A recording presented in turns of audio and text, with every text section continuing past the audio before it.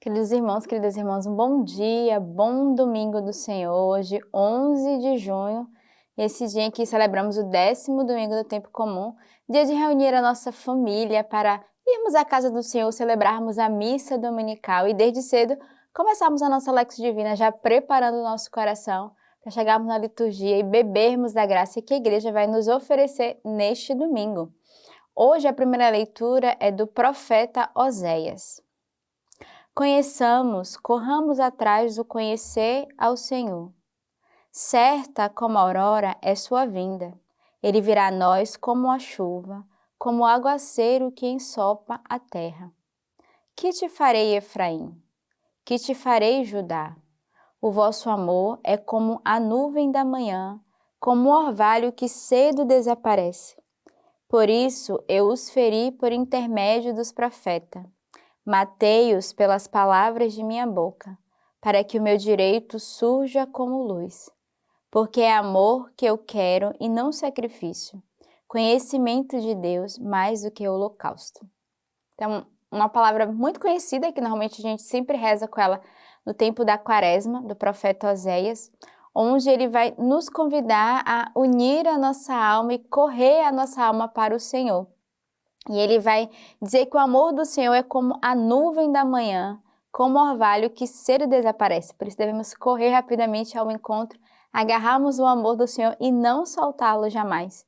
E aí o profeta vai dizer, não é sacrifício tanto que o Senhor deseja de cada um de nós, mas é o amor, é a oferta das nossas vidas, é a entrega das nossas vidas ao Senhor. Os sacrifícios são importantes, mas mais do que o sacrifício, como diz a própria palavra, é o amor que o Senhor quer, é o conhecimento de Deus mais do que o holocausto. E nós conhecemos o Senhor quando nós estamos íntimos dele, unidos a ele.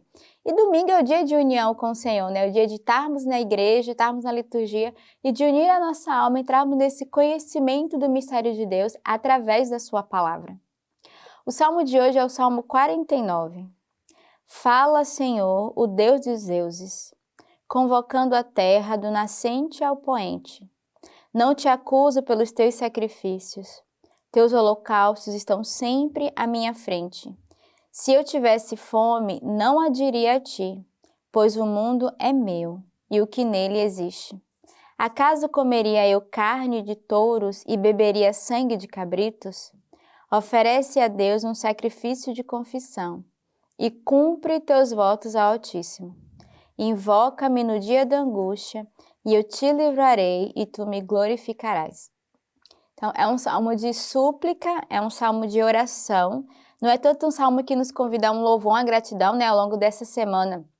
A gente percebe ali o salmista nos convidando a ter esse coração grato, a reconhecer as maravilhas de Deus, a agradecer por todos os benefícios e aquilo que o Senhor realiza no meio de nós. Mas o salmo de hoje é um salmo de súplica, de um coração contrito, né, da alma que diz, fala, Senhor, Deus dos deuses, convocando a terra do nascente ao poente.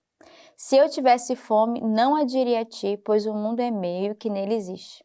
Oferece a Deus um sacrifício de confissão e cumpre teus votos ao Altíssimo. Então, o salmista vai convidar a alma a oferecer a Deus um sacrifício de confissão, de reconhecer a nossa falta, a nossa fragilidade, a nossa humanidade, aquilo que nós quebramos, né, a nossa comunhão, a nossa relação com Deus. Invoca-me no dia da angústia, eu te livrarei e tu me glorificarás. Então, esse salmo de confiança vai dizer à alma, invoca o Senhor no dia da angústia. O Senhor vai nos livrar da angústia que habita no nosso coração se nós invocarmos o nome do Senhor, se nós clamarmos o seu nome. E o Senhor, de fato, escutará a prece do nosso coração e nos livrará da angústia que habita na nossa alma. E a segunda leitura de hoje é da carta de São Paulo aos Romanos. Abraão, esperando contra toda esperança, creu e tornou-se pai de muitos povos, conforme lhe foi dito. Tal será a tua descendência. E foi sem vacilar na fé que considerou seu corpo já morto. Ele tinha cerca de 100 anos, e o seio de Sara também morto. Ante a promessa de Deus, ele não se deixou abalar pela desconfiança, mas se fortaleceu na fé, dando glória a Deus. Convencido de que ele podia cumprir o que prometeu, eis porque isto lhe foi levado em conta de justiça. Não foi escrito só para ele, foi-lhe levado em conta, mas também para nós, para nós que cremos naquele que ressuscitou dos mortos, Jesus nosso Senhor, o qual foi entregue pelas nossas faltas e ressuscitado para nossa justificação. Então a gente sabe que a carta dos Romanos é essa carta da fé e esses capítulos, sobretudo, vai atestar a fé do povo através do exemplo de Abraão. E aqui ele vai dar a Abraão como esse exemplo de fé e de esperança, né? Abraão que já não tinha mais esperança na sua descendência, Sara que já era uma mulher de idade avançada e que era estéril, e que o Senhor realiza a sua obra a partir da promessa que o Senhor fez a Abraão, né? O Senhor vai dizer a Abraão: sai da tua terra, da tua parentela, não deixa a tua terra e vai para onde eu te mandar, e lá o Senhor o tornará fecundo e vai tornar ele pai de uma multidão. Não só um pai biológico, porque Sara, né, de fato, recebeu o milagre, mas o pai da multidão que era confiado a Abraão. E nessa leitura vai dizer de fato a confiança que Abraão tinha na voz de Deus. Foi sem vacilar na fé que se considerou seu corpo já morto. Ante a promessa de Deus, ele não se deixou abalar pela desconfiança. Então, duas palavras importantes.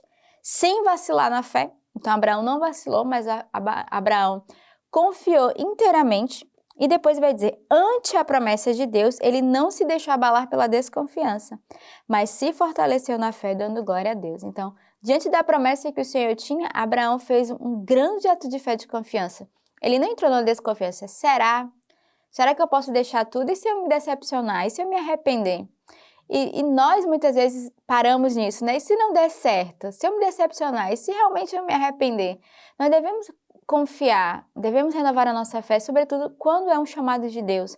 Quando é a graça de Deus, quando escutamos a voz do Senhor, Ele nos diz, vai, faz, avança. Devemos ter essa confiança inabalável. Aqui, Abraão vai nos dar para nós esse testemunho do homem que é inabalável diante da promessa, diante da confiança. E aí a gente vai ver que Abraão, convencido do que ele podia cumprir o que prometeu, né? Então ele estava convencido de que de fato o Senhor iria realizar aquilo que prometeu a Abraão e por isso ele se lançou, por isso ele fez esse ato de fé. O evangelho de hoje está no livro de São Mateus. Indo adiante, viu Jesus um homem chamado Mateus, sentado na coletoria de imposto, e disse-lhe, segue-me. Este, levantando-se, o seguiu.